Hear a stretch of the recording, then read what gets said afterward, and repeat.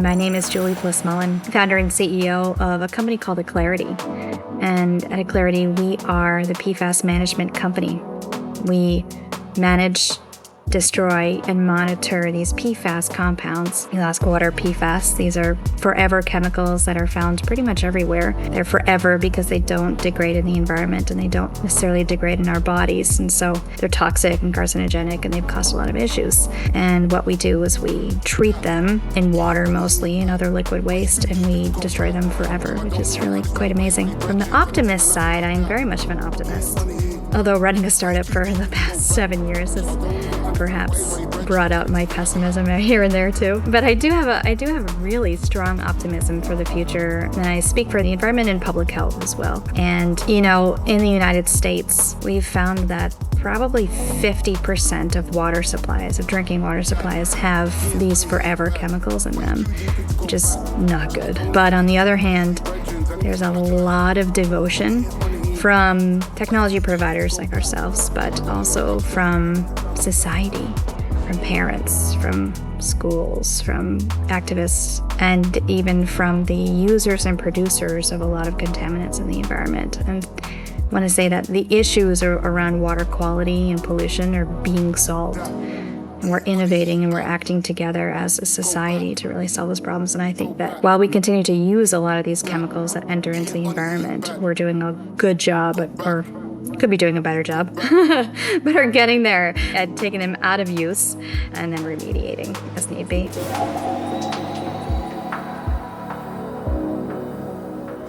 Future Optimist.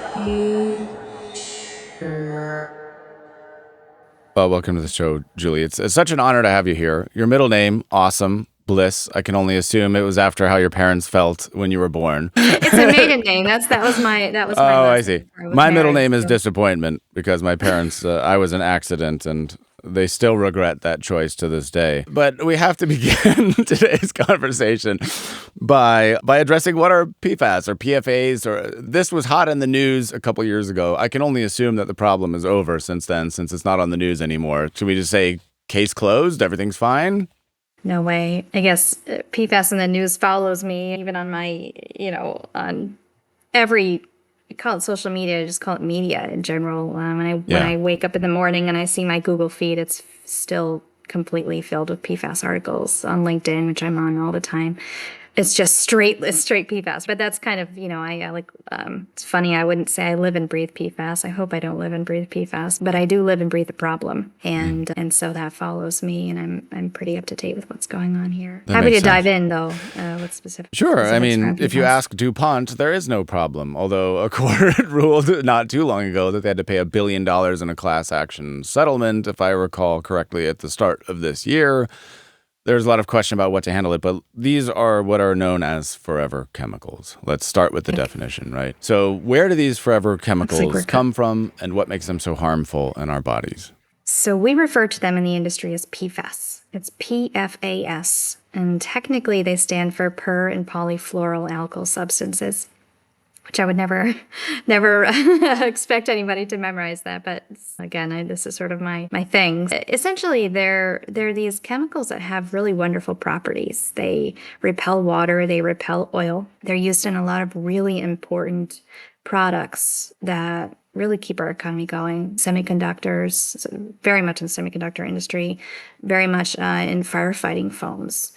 So it's the part, the surfactant that makes up these foams. And, buildings burning down, or there's a fire exercise, and firefighters and others are going to be using those foams to put the fire out. So that's important. They're using catheters. We've found them in silly things like popcorn bags, pizza boxes, receipts, contact lenses, toilet paper now. We're just finding them everywhere. Dang. Also like Teflon, right? Pans, cooking supplies, and things like that. Yes, yeah. Teflon pans. Honestly, like textiles, they're probably in the shirt I'm wearing. They're probably in this shirt.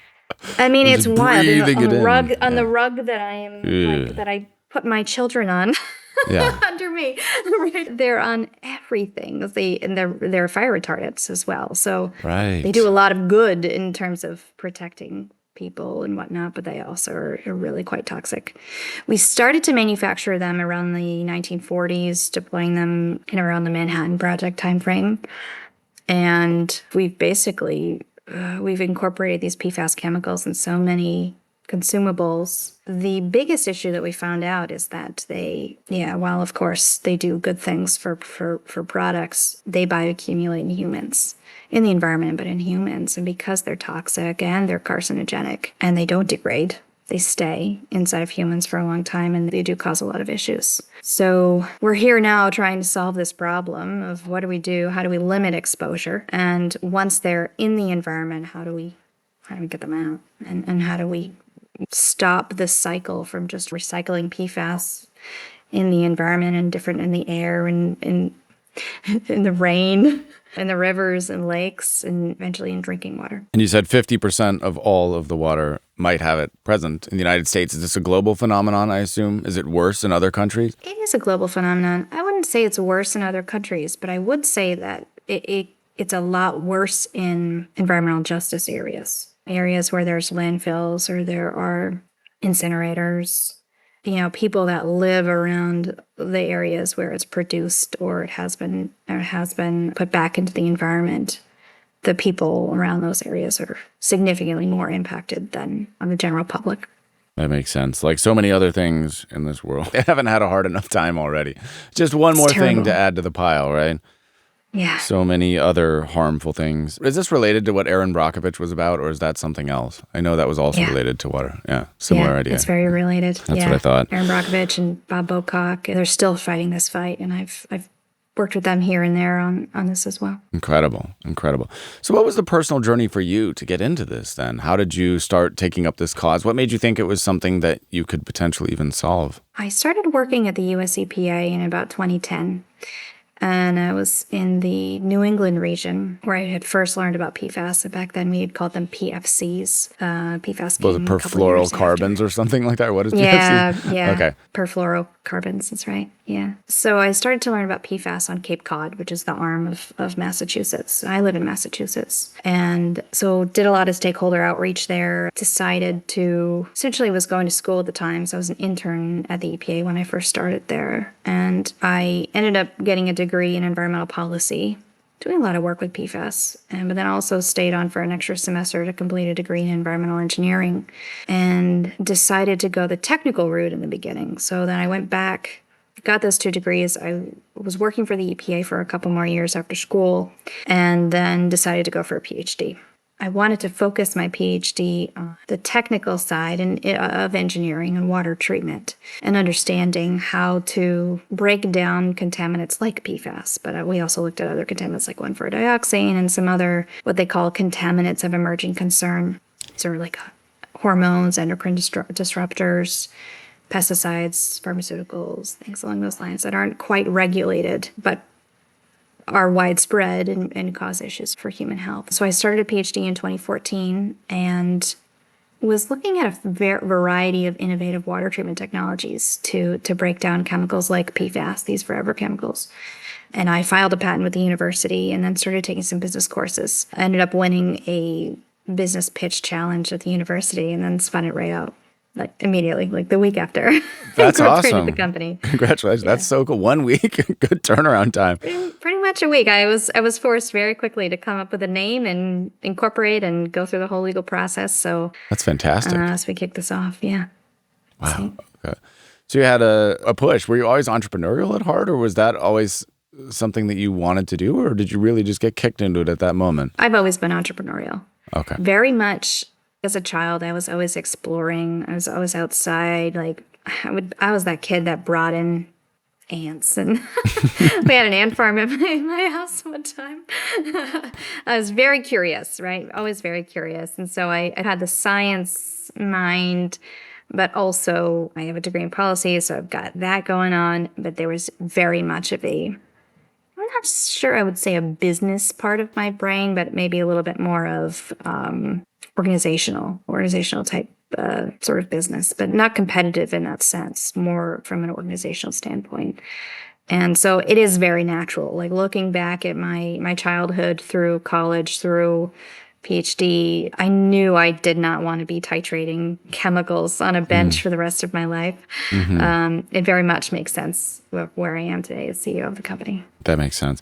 And what made you rule out going the other route, like, following a career in the EPA or going the nonprofit route? Because I'm just super fascinated in this idea of capitalism for change or companies that are seeking to do good. It's one of the areas that I'm most interested in as a person. So I'm kind of curious how you gravitated towards that yourself. It's a great question. When I was working for EPA, and I started as an intern and then stayed on for a couple more years, I was convinced that that was what I wanted to do for the rest of my life. Wow. I loved talking with stakeholders. I did a lot of technical work, but it was very much applied technical work and really getting in the field, taking samples, talking with daycare providers. I was really into it, and I thought it was so cool, right?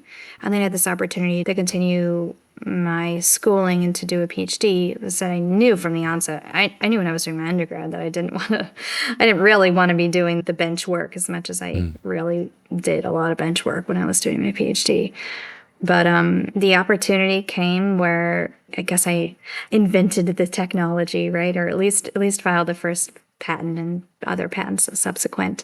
And it was really the right opportunity for me to make a really big impact, take a big leadership stance, which was kind of a big theme in my life as well. I was on the student government, served as vice president of the student government at WPI, as interim president there, and same thing, student councils and all of these things throughout my life. So is the leadership, impact, and environmental sustainability all kind of combined together. It's been a home run.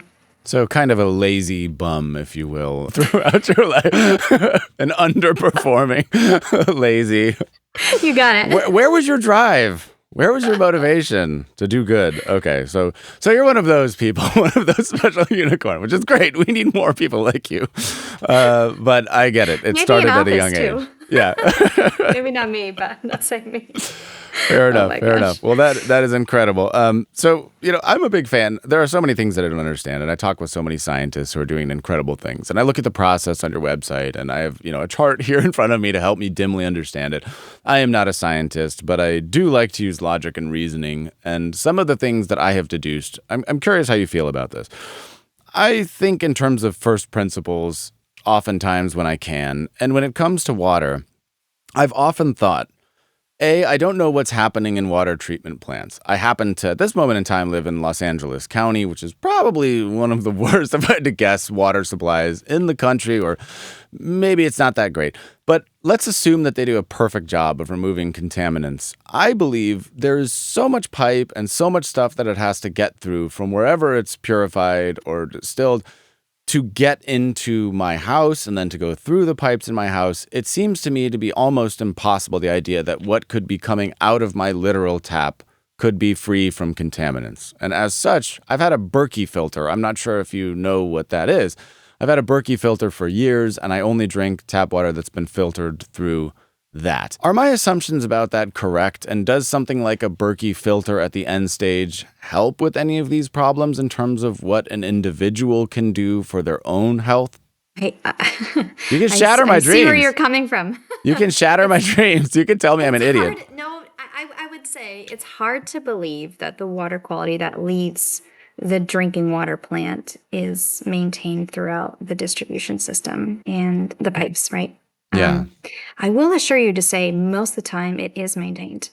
Now, we have an issue. We have a big infrastructure issue where I believe it's something like 50% of water that is treated at the plant is lost through leaks and whatnot, right? So that's logical. Super unfortunate. Yeah, it's just a massive waste of clean water. So that's a whole nother discussion. But the water that does make it to your home typically is still pretty good. We try to do a really good job. See, we just representing the industry, especially in the drinking water side, where I have a decent amount of experience. And we do a good job at making sure that we have enough disinfectant in the water so that if your house is at the end of the pipes, that you're still going to have some chlorine or some type of residual in there that's going to be making sure that bacteria and viruses don't enter. We do a decent job at that. I would also say it's very rare for for somebody like me, where I wear the PFAS lens, it's rare for PFAS to enter. If it's taken out at the at the drinking water plant, it's not going to enter. It's not going to enter in through the pipes. Now, metals and whatnot could enter from the pipes. That's nerding out for a second, but that's really a pH problem. That's what happened with Flint, Michigan, where the pH they're setting their tap caused a water lot on of fire. lead issues, right? So, but I would say in general, we do a really good job at making sure that the water is drinkable, it's potable, it's not going to make people sick.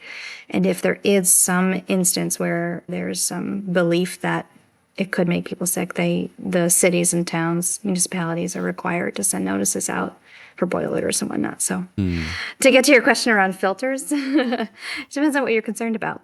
An activated carbon filter, like a Brita filter, is good at taking things out, like PFAS.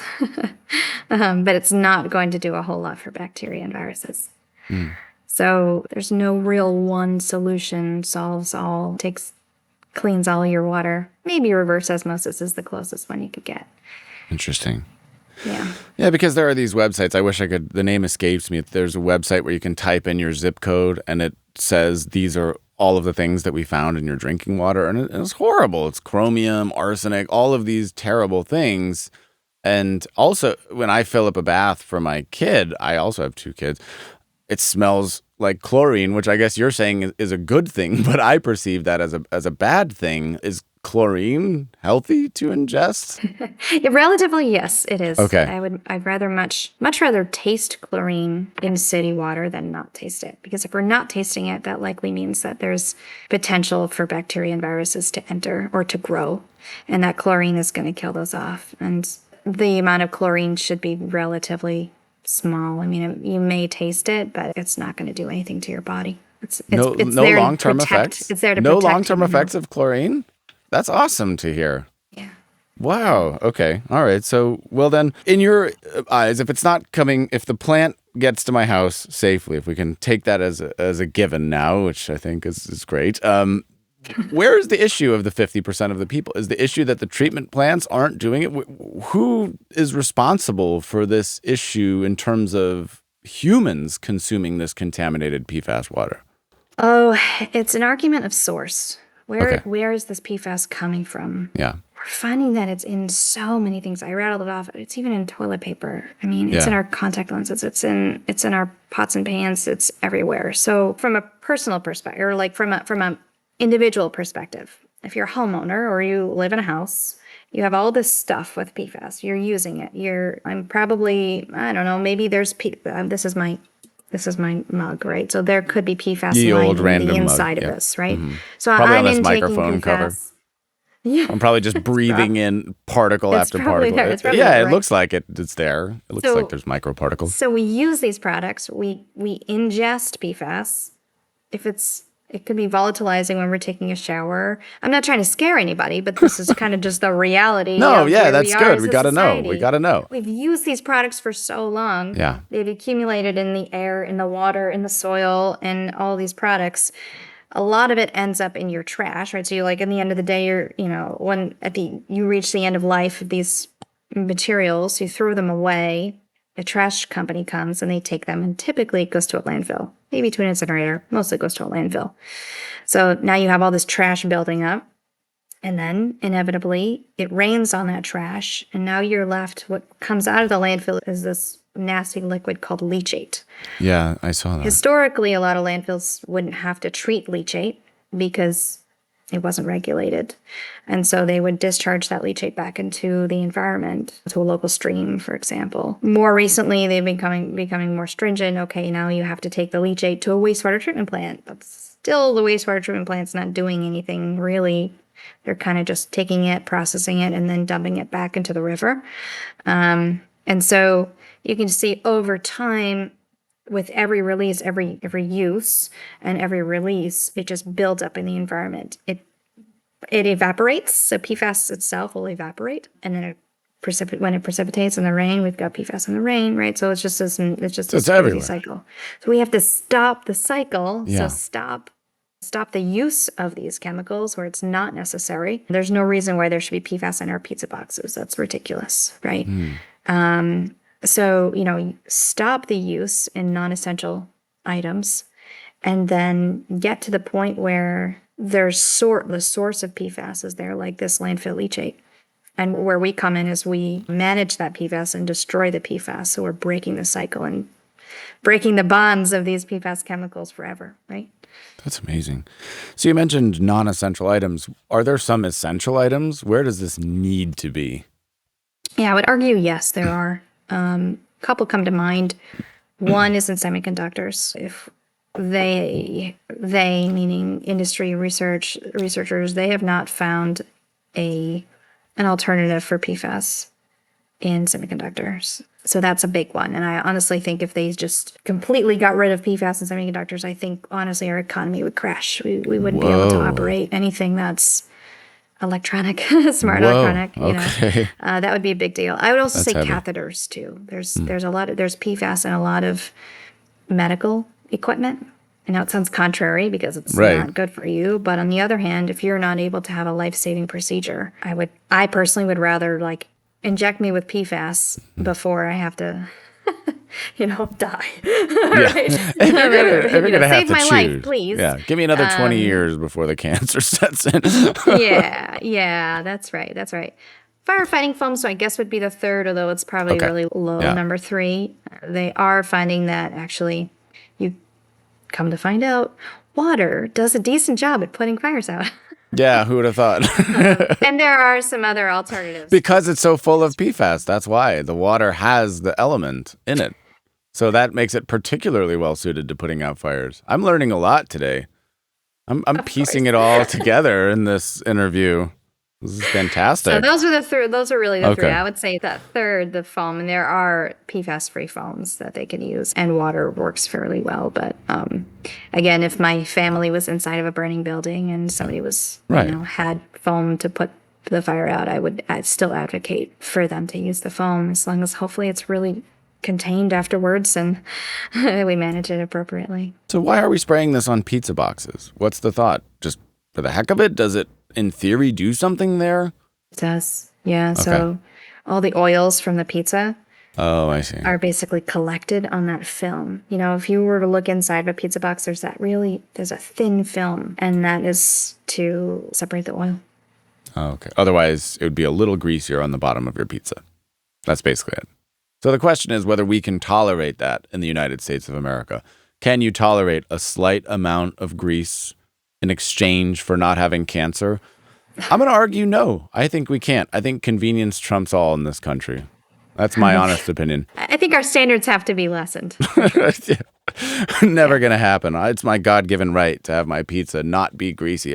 But okay, in the past, Forbes 30 Under 30, you have won awards for inventorship in 2019. You've gotten a lot of accolades. You said you've been at this for 7 years. It's an ongoing fight. You also mentioned that your perception of this problem has changed through being an entrepreneur for this long.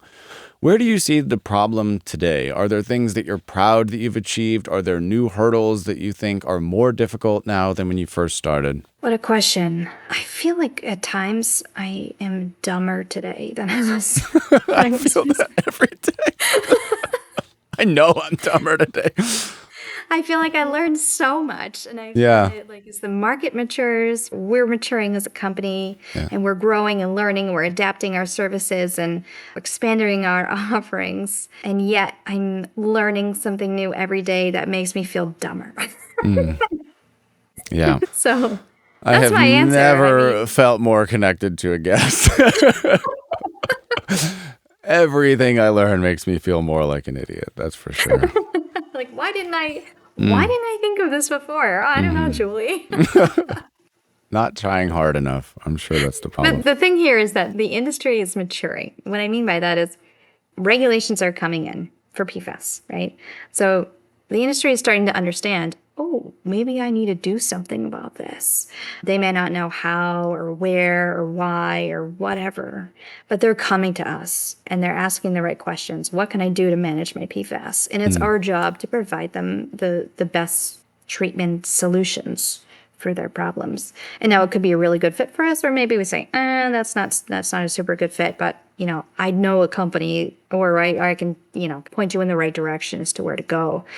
the industry matures, we are maturing, and we're providing the right, getting the right offerings over to our customers and helping legislatures and unsticking permitting issues. And it's just an ongoing battle every day, but we got to do it. We got to do it for the sake of the environment and humanity, really.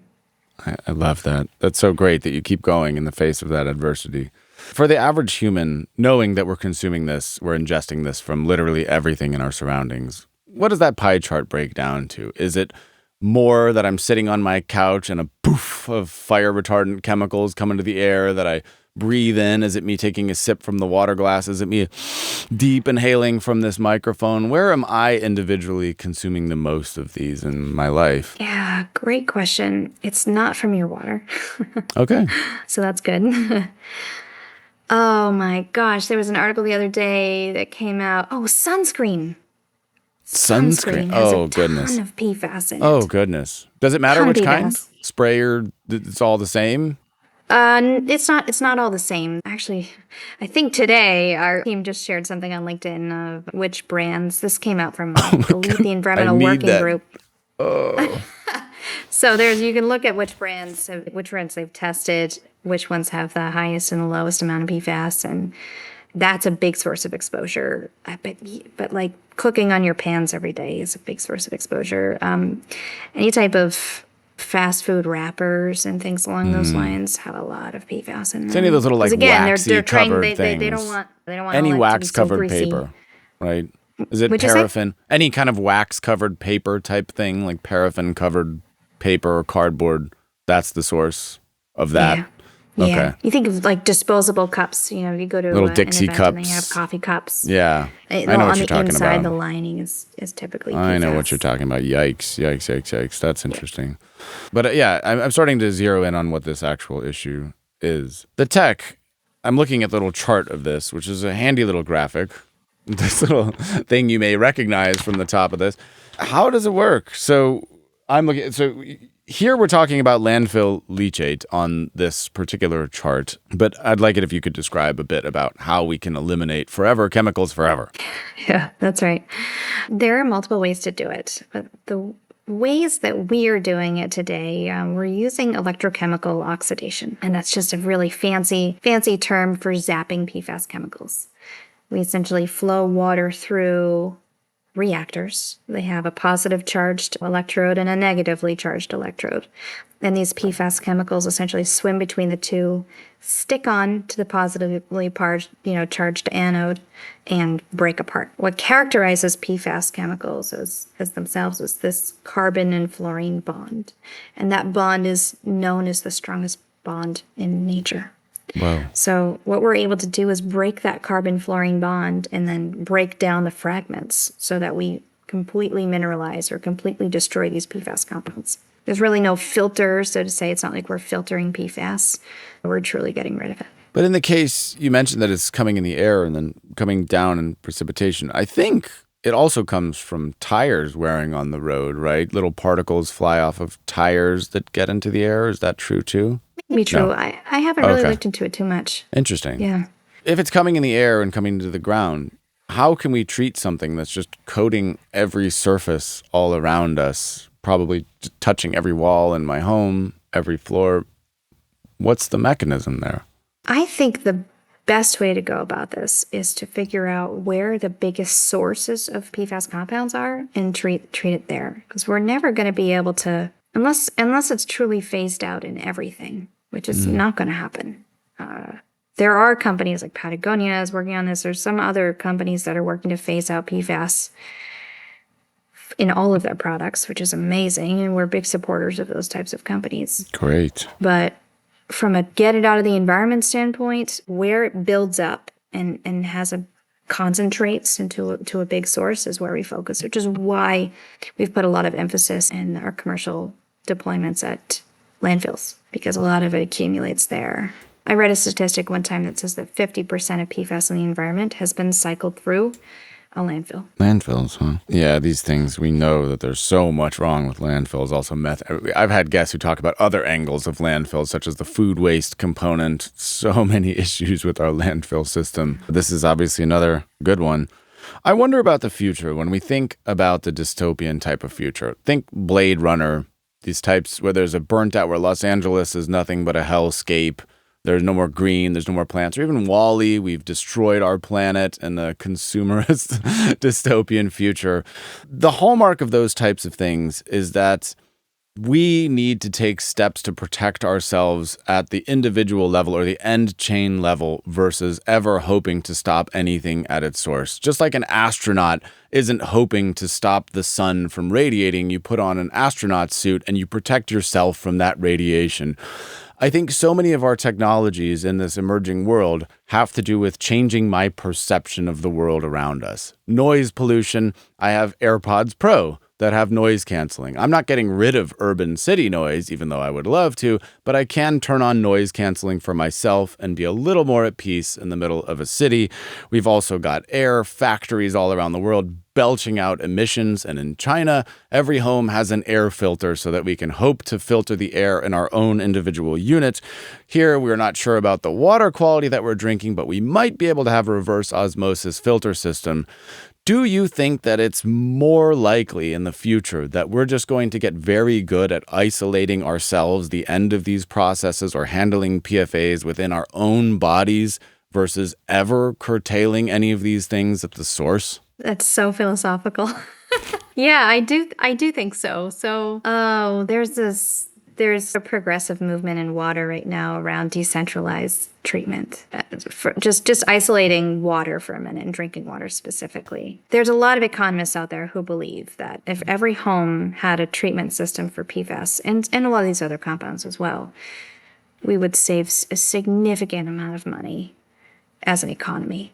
I personally don't think that in our lifetime or even in our grandchildren's lifetimes that is going to catch on in some futuristic state. Perhaps that is what it looks like. I just think, to be honest, homeowners and others who own spaces are going to need significant hand-holding for how to maintain and upkeep these systems. Not like they're really intensive, but you can imagine I've been guilty if not like I really haven't used a Brita filter in many years, but like say in college, I think I had a Brita filter in my little refrigerator, and I don't think I threw it out as frequently as I should. And then it has the risk of growing bacteria because now it's all clogged up and bacteria love that stuff, right? So it's like, are we really going to go down that path? Maybe someday. I think it's going to be a driver of, it's an individual homeowner's decision or renter's decision to how they want to do. But I still think it's going to be a centralized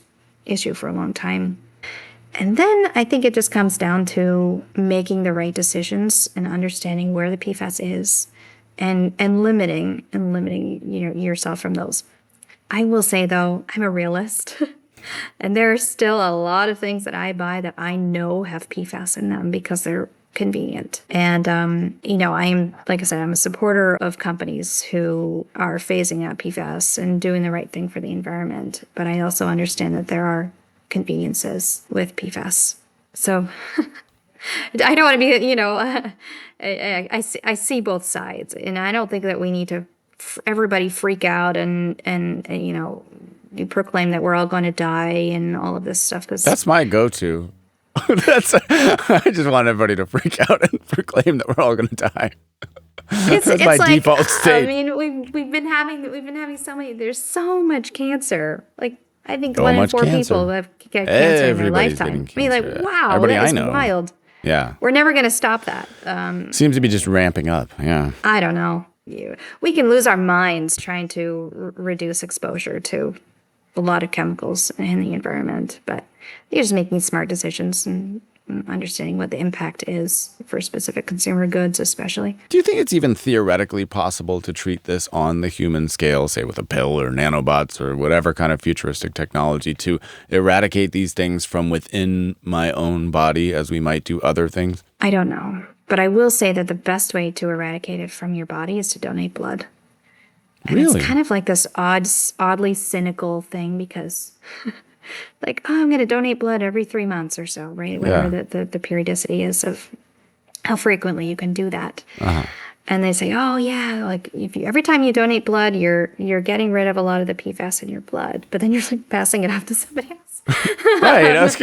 But, as an American, that really deeply resonates with me. I love turning my problem into somebody else's problem. I throw my garbage over the fence in my backyard. Out of sight, out of mind. That's my motto. That is, it is the way to get rid of PFAS in your blood. Okay. And Really? I What an am interesting very much a argument for supporter of donating blood. blood. But it also just seems Do a little you like, donate wow. as often as you can? Are you just waiting, champing at the bit for the next chance? Are you regularly scheduling that? Well, I've had 3 children in the last 5 years, so Whoa! Congratulations. I've had a lot of blood taken from me.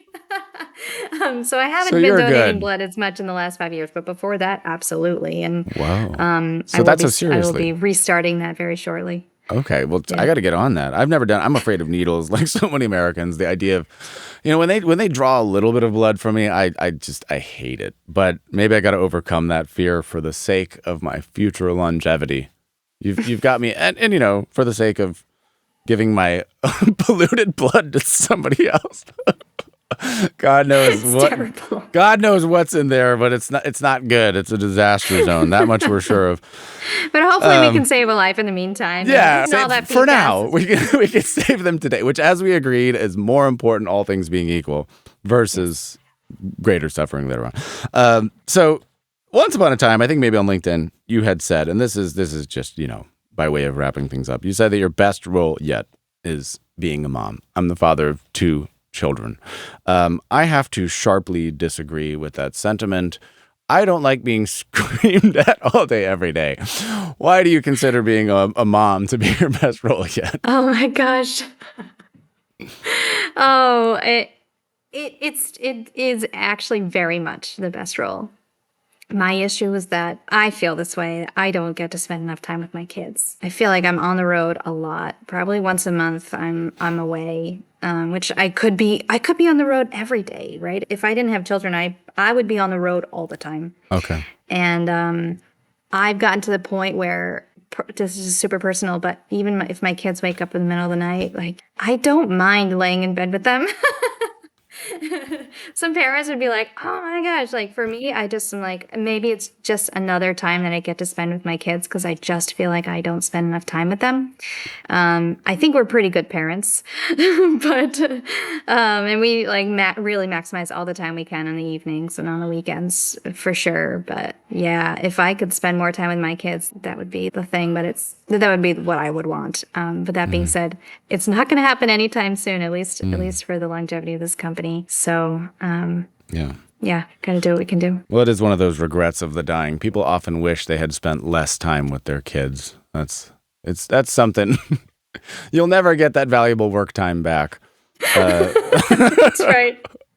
If only I had worked more. If only I could travel more. Lost a tooth. Who cares? That's not my problem. But, again, I have deep admiration for the fact that you have committed so much of your life to fighting the good fight, and also from a young age. The world definitely needs more people who not only see these problems, but want to take meaningful action on these problems. So consider me a champion in your corner. I think it's incredible. And I hope that when times get tough, you can take some comfort in knowing that you're fighting a battle that is truly worth fighting. Thank you so much. That's so great. And I'm very glad that we were able to make this conversation happen.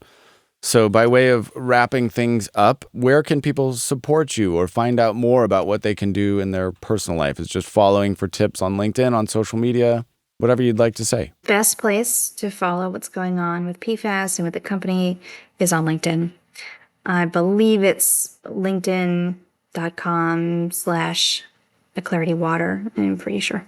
Okay. I could post that officially though, but we probably post on a daily or every other day cadence and everything on PFAS, what's going on in the industry, what we're doing as a company, all the exciting things that are going on. And about PFAS in our sunscreens, if you want to learn about that. Yeah, that's today. Where I'm headed right after this. That's that, and then to McDonald's, and I'm just going to lick the wrapper. I'm just going to chew on it. Make sure I just load up before I donate blood later this afternoon. That's right. And that is Aclarity, folks, not Alacrity. Aclarity, ACLARITY, water.com. No space, no hyphen. Julie Bliss Mullen, it's been an absolute pleasure. Now I know that Bliss is your last name and not your middle name, so I'll never forget that. But thanks for joining me. With that, the official podcast is over.